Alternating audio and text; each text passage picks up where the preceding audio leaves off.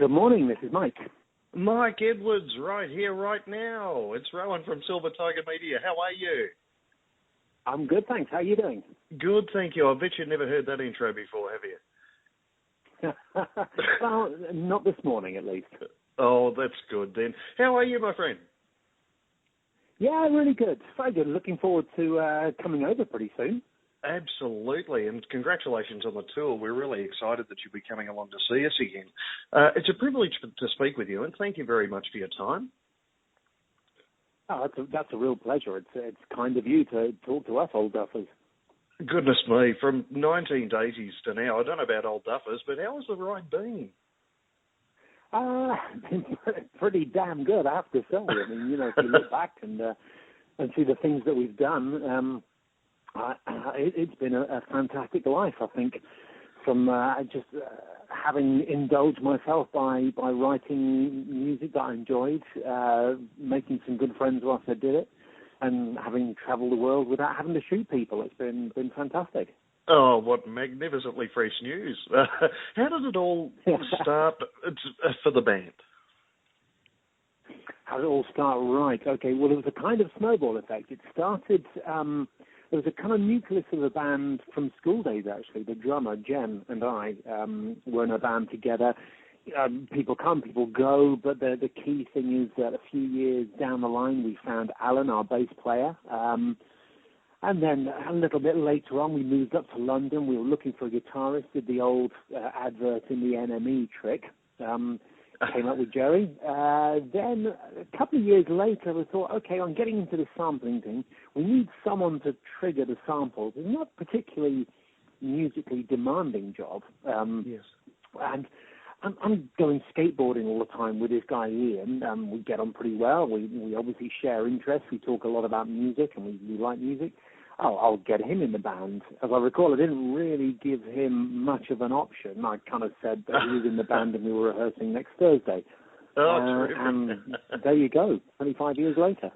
Wow. Look, I really hope you don't mind me asking, but I have to ask for myself about the band name and the story behind it.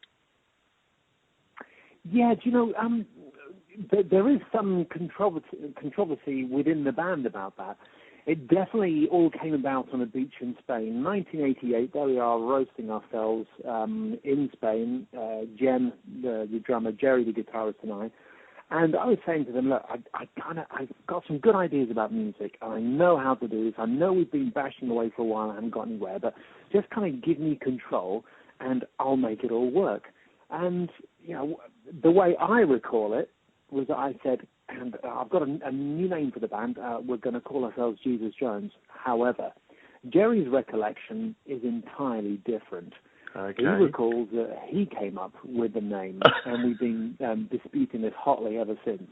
Oh, fantastic. Look, Mike, could I throw into the ring that I thought of it first too? Yeah, you were there on that beach in Spain. We just didn't see you. I was just along you in the back of the queue. Exactly. It was just a couple of towels south. Look, with your vast experience now, and it's such an enormously successful career, how would you categorise your music these days? I know everybody gives you the same answer, but it's hard to categorise. And actually, to be honest, we're probably easier to categorise these days than we used to be. When we first started, we definitely kind of spanned lots of categories. And although a lot of people like to say that, they tend to span kind of categories within one, subcategories within one category. These days, I don't know. We like the same rock music that we always liked. I'm still listening to dubstep and drum and bass, so we have that mix of stuff that comes in from dance music and influences come from rock music. That's as it always has been. Okay, the differences, particularly with dance music, are changing these days. But these days, saying you're influenced by dance music and rock music is nothing unusual whatsoever.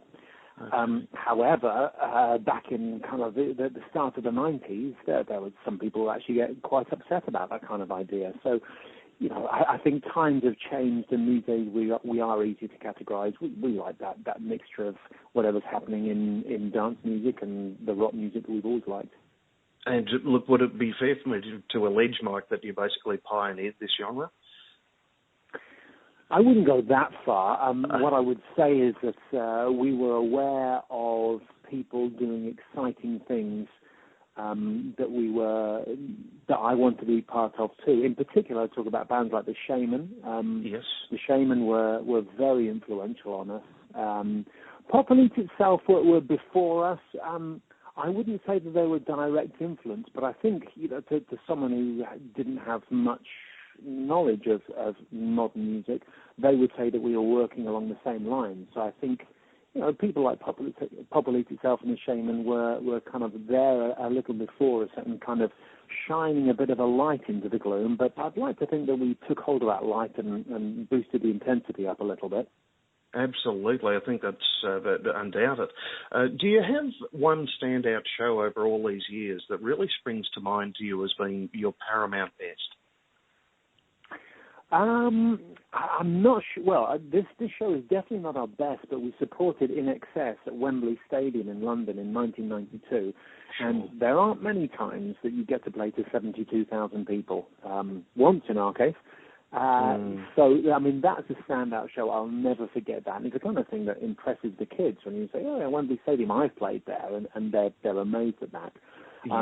Great shows. Let me have a think. I don't think I have the recall available for that. It's hard to top Wembley. Goodness me. Well, yeah, but to be honest, it was our first time playing to that many people, and the nerves definitely got the better of me. It was not a great performance. It was a fantastic experience, but not a great performance.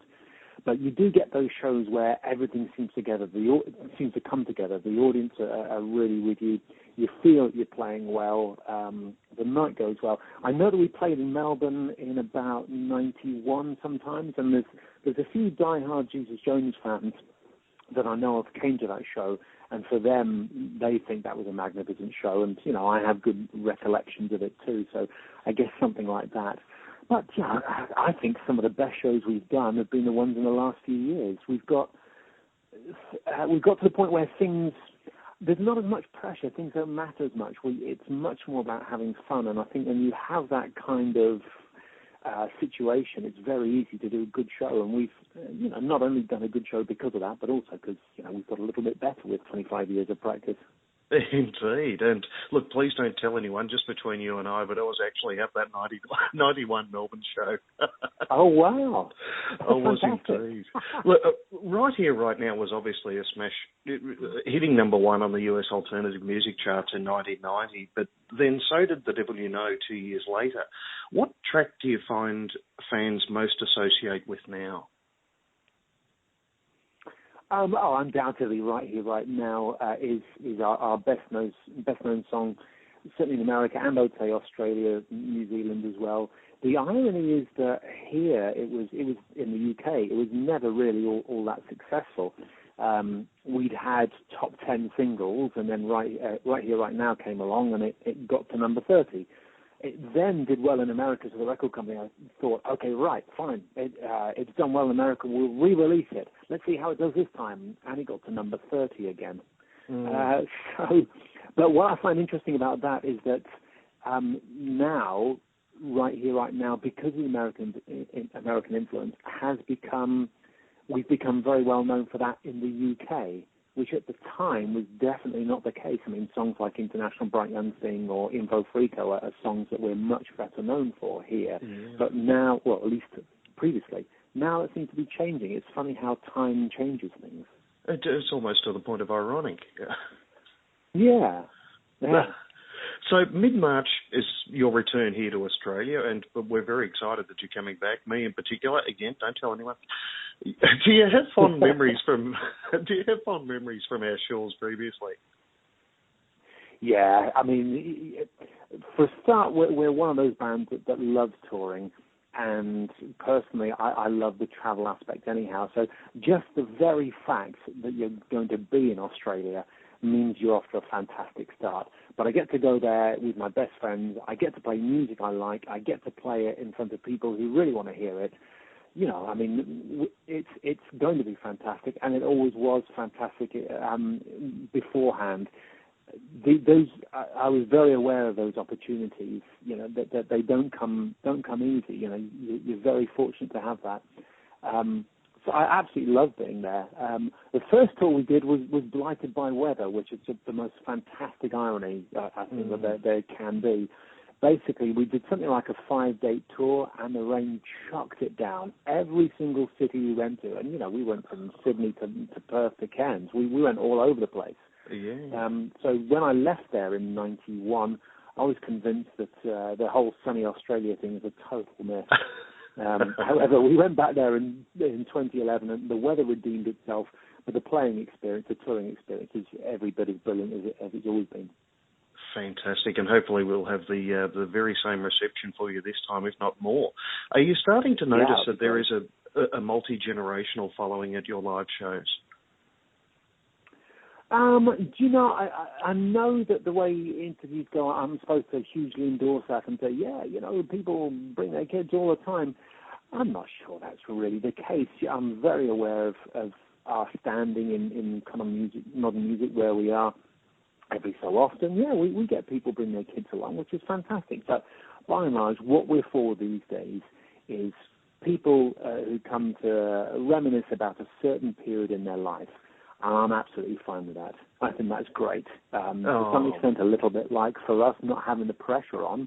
It's great when people can just relive that without having to think about whether it's a cool new band to see. They can just go on and go out and have a great time. So, you know, every so often we get people bring their younger offspring, but basically we're there for people who experienced it first time.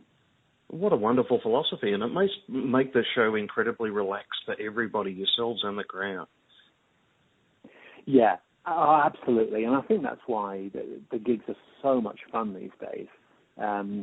Just because we're all pretty much at the same level, we're all there to have a brilliant time. There's no pressure. No one's trying to prove anything. Yeah. I think we'll also be spectacularly relaxed by virtue of our schedule this time. I think we've got time for playing and travelling, but things like sleep, just out of the question. So I think we're going to be relaxed to the point of comatose, given that we're out of the UK, New Zealand, Australia, and back within 8 days. Goodness me, what a whirlwind tour. This is a difficult... It's going to be worth it. Indeed, it will be. And please hit us up if you need a guide around Melbourne. We'll be more than happy. It's a difficult question. And do you have a favourite track to perform from the Doubt album? Yeah, absolutely, yes. I know it sounds cheesy, and hopefully I've given you the impression that I wouldn't just resort to cliche. But here, right now, when I wrote that song, I knew it was good. Even when I took it into the record company and said, yeah, that's pretty good, go away and write some more, I knew it was a good song, and it still feels great to play it. But to counter the cheese factor, what we found with playing Doubt, I mean, Doubt was put together as a 12-inch vinyl album. You know, it's that old. Yeah. So what we found is that there are some songs on there that work within the album format that just wouldn't work live. The songs, to be quite honest with you, weren't that good enough. Okay. So what we've done is rewrite a couple of the songs so that we feel kind of happy playing them. And what that has meant is that we kind of get to play new songs, which are also old songs at the same time. And that's really exciting, particularly since that people are coming to see the shows are really enjoying them, enjoying those new versions. So we've got the old stuff like Right Here, Right Now, which is always good to play, and we've got this kind of semi-old, semi-new stuff from Doubt, which is, you know, keeps us on our toes a little bit.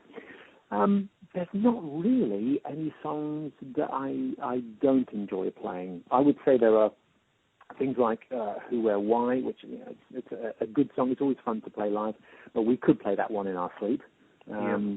I guess similarly for International Bright Young Thing. So there are some songs that will wake you up and kind of keep you alert, which is obviously going to be very important for us on this particular tour. And other songs where, you know, we're very familiar with them. Wonderful. It must be such a tremendous vindication for you, too, to think back to those days of the Doubters and see the crowd reaction to your greatest hit. I'm not really sure about vindication. I'm not sure I'd feel kind of that aggressive in a way about it. Sure. What I would say is that there I was in a little, tiny little flat in a dingy bit of North London in 1989, writing Right Here, Right Now. If you'd said to me, and you're still going to be playing this song in places like Australia in 2015, I would have been over the moon. I would have just been absolutely ecstatic. Wonderful. And all the original lineup are back together for this tour. That must be very exciting for everybody. Yeah, it's brilliant. You know, I mean, Jen, the original drummer, left in '96. We got a new guy, Tony, in, who's a great guy, and we definitely, he left the band without any rancor at all, and he and Jen are good pals anyhow. But, you know, it is nice. You have to remember as well that Jen and I are the nucleus of the band in the first place. I mean, we formed our first band together in 1979. 78. So, it's kind of nice to be going back on the road with a guy I've known for that long. Indeed. And, Mike, I have to apologise. There's so much I want to ask you about your career so far. Unfortunately, Tempus fugit. But look, it's been wonderful to speak to you, and thank you very, very much for your time. Well, it's a real pleasure. Thanks for your time as well. It's nice that you wanted to speak to us at all. I'm very grateful. Oh, absolutely, my pleasure, and absolute best of luck with the tour, and we'll be yelling out from the crowd, waving at you at some point, probably around Melbourne, I would say. Oh, superb. I'll make sure I'm awake for that one. Oh, wonderful. Thank you very much, Mike. Thanks a lot. Take care, my friend. And you. Bye. Bye.